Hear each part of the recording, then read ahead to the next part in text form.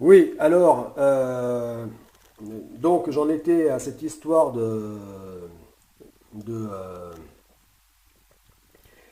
du passage de l'option de multicoque à monocoque pour les deux grands navires de la seconde phase du projet Godessarc, hein, les deux grands navires d'exploration. Euh, ah, tant que j'y pense. Euh, bon, eh bien, maintenant que j'ai dépassé les 500 vidéos euh, sur YouTube, eh bien, euh, euh, ben, j'en profite pour vous dire de vous abonner. Hein. Abonne-toi au projet Godessarc. Voilà, donc aux 8 chaînes qui sont euh, en lien avec le projet Godessarc.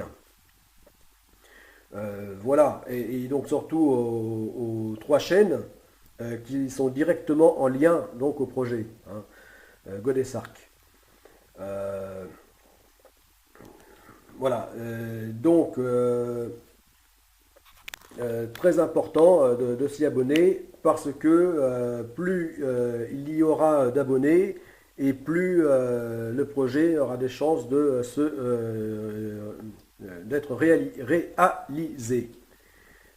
Plus ça me donnera la force d'en venir à bout. Euh, et les moyens surtout. Et donc, euh, soyez toujours plus nombreux à vous abonner et puis à partager, etc. Bon. Voilà, donc, euh, ben voilà. Donc, je reviens, enfin, je viens donc au monocoque pour la raison que Euh, des navires d'expédition et même d'exploration, eh bien, ces deux grands navires auront vocation à avoir à être capables de se faufiler partout. Donc pour accéder à quasiment tous les coins de la planète. Ce qui n'est pas possible pour les très grands navires et des navires qui ont donc une largeur aussi importante GA,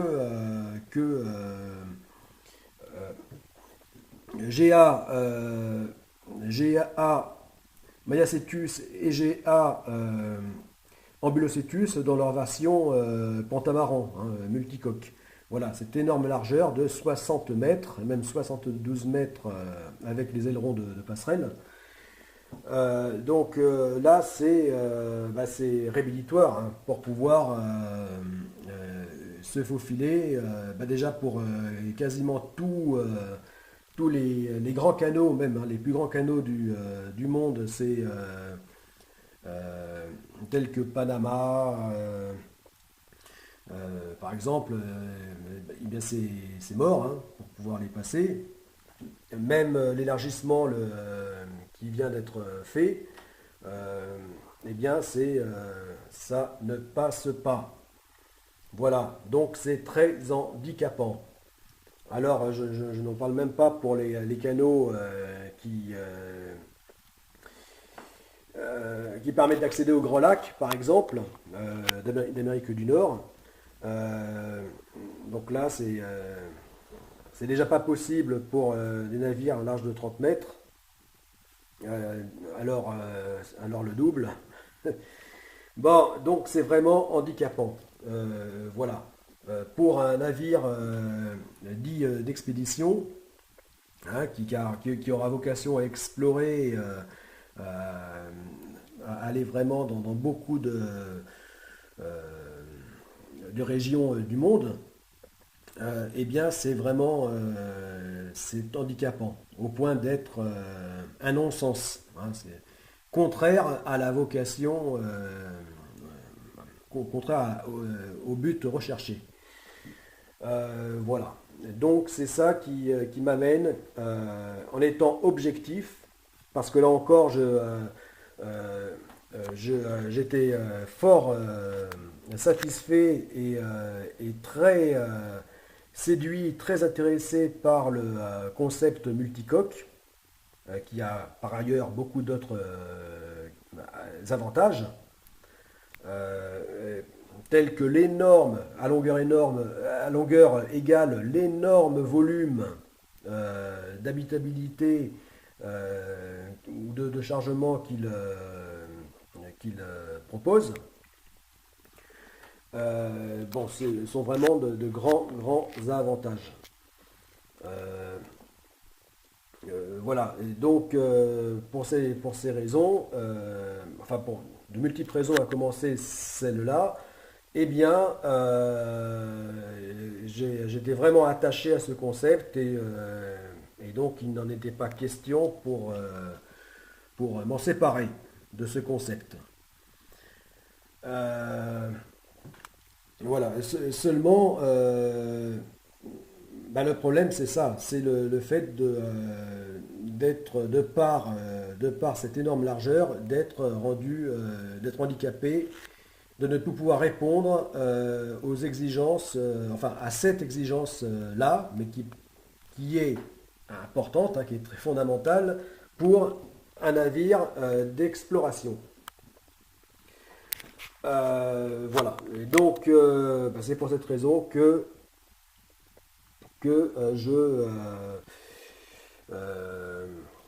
que je me trouve, enfin, face à cette réalité, à cette nécessité, eh bien, ben, me trouve à devoir faire preuve de pragmatisme et me dire qu'il n'y a pas d'autre solution, que ça plaise ou non, d'en venir au monocoque. Voilà. Euh, donc cette énorme largeur aurait pu convenir, n'aurait pas posé de problème si ces deux grands navires d'exploration avaient vocation, par exemple, à ne mener comme navigation uniquement, hein, exclusivement la GoPrac. C'est-à-dire cette immense navigation non-stop, hein, sans escale, autour du monde, devant durer donc, enfin dépasser les 3 ans, ou, tout comme l'Astago, atteindre les 40 mois ou les 1200 jours.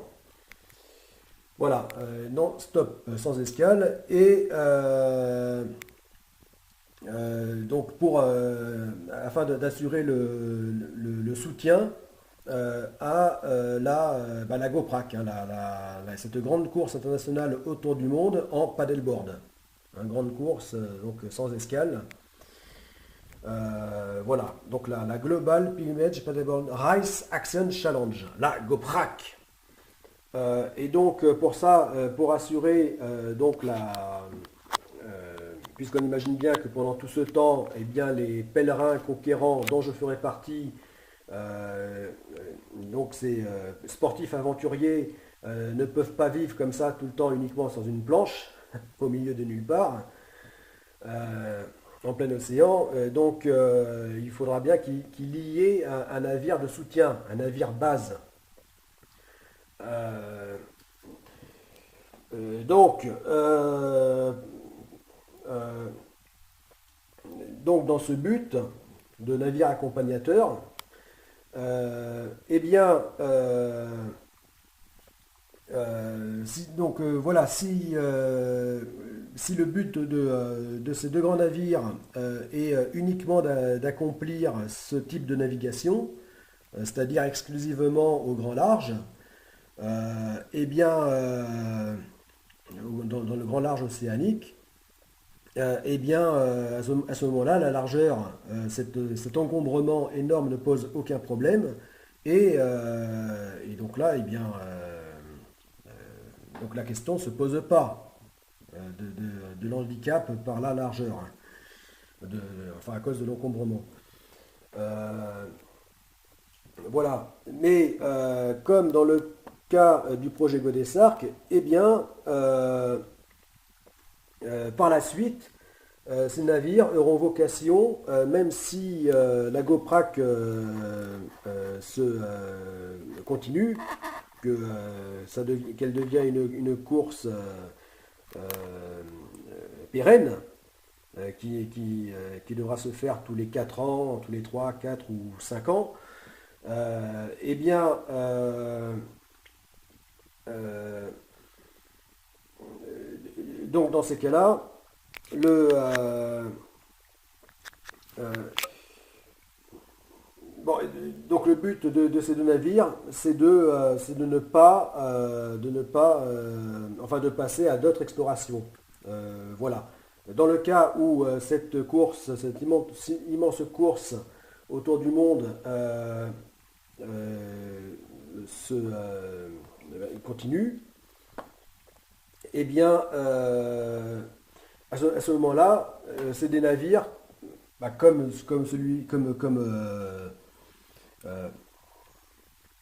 GA Mayacetus et Ambulocetus, eh bien, donc dans la version comme là, donc multicoque, eh bien, à ce moment-là, il sera nécessaire d'en construire bah, exactement comme cela, qui ainsi seront parfaitement adaptés, puisque leur largeur ne posera aucun problème. Voilà.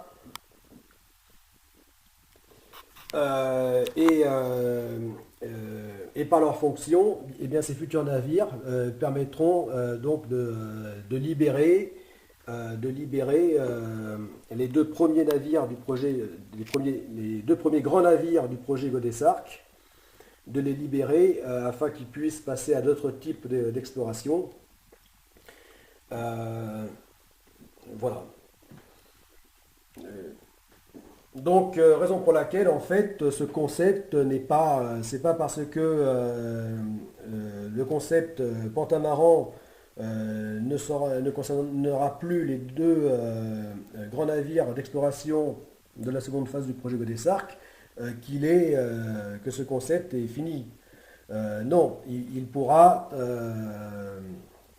très bien continuer, enfin être appliqué pour les futurs navires du projet Godessarc, puisqu'après les deux premiers grands navires de la seconde phase du projet Godessarc, eh bien, bien d'autres navires suivront, puisque le projet Godessarc a vocation, entre autres, à devenir une compagnie maritime. Donc, qui dit compagnie maritime dit flotte, et flotte de navires pouvant être importantes, pouvant être très grandes. Voilà. Donc,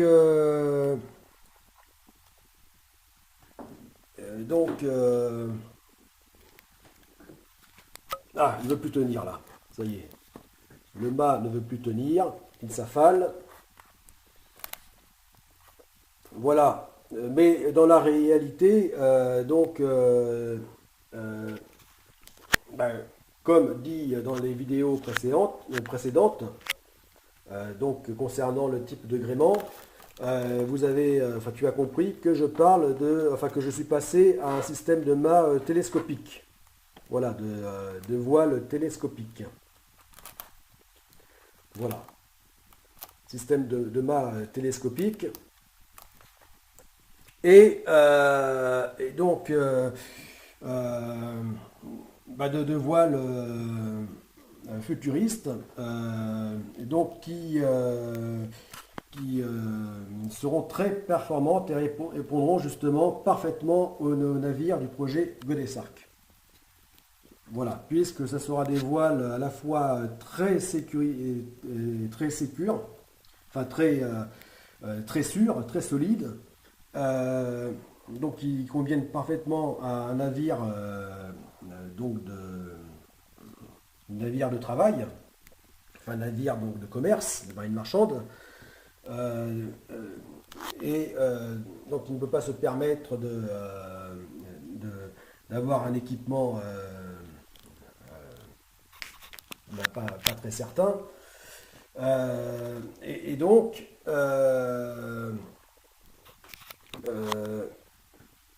ce gréement de mât télescopique, donc en fait de voiles de type L, de voiles gonflables, de voiles épaisses.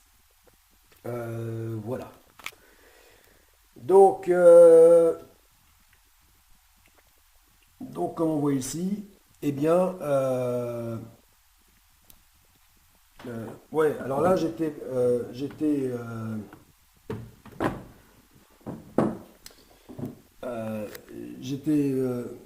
passé à une grande voile unique. D'une surface gigantesque, ce qui n'existe pas aujourd'hui, d'un demi-hectare.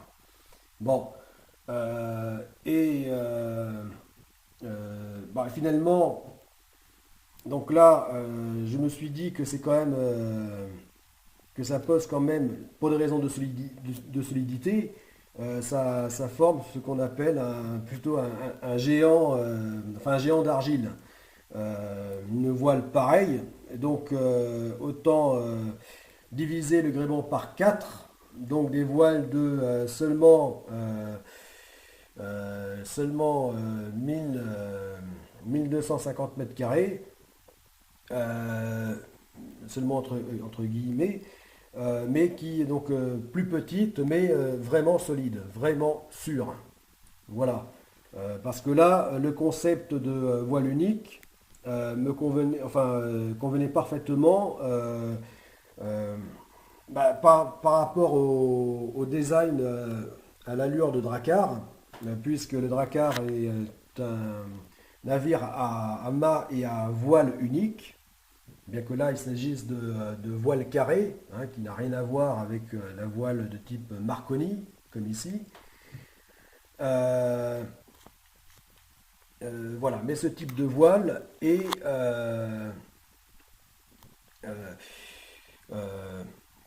bon. Et donc le problème, c'est que la voile unique, elle permettait.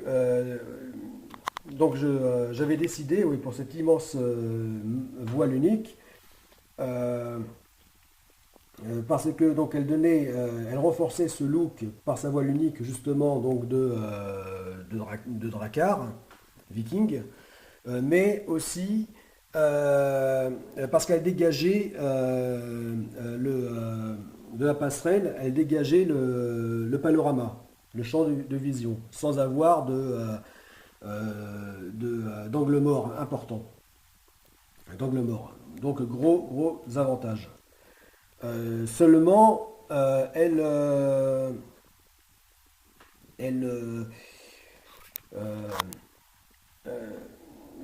l'inconvénient, c'est que elle pouvait être pas aussi solide.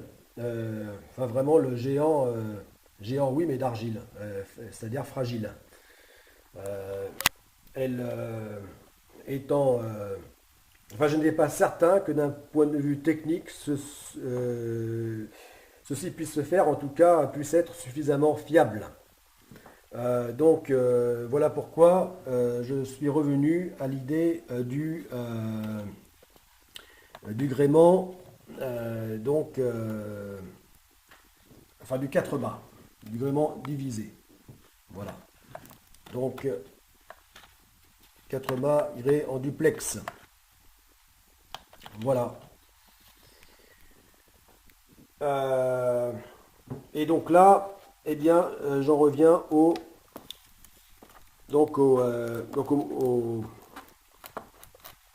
gréement. Voilà. Bon, là, ça tient plus. Le gréement multicoque. Donc, gréement, qu'est-ce que je dis? Gréement multicoque. Ça m'énerve. Là. Bon. Donc, du fait que je me décide pour le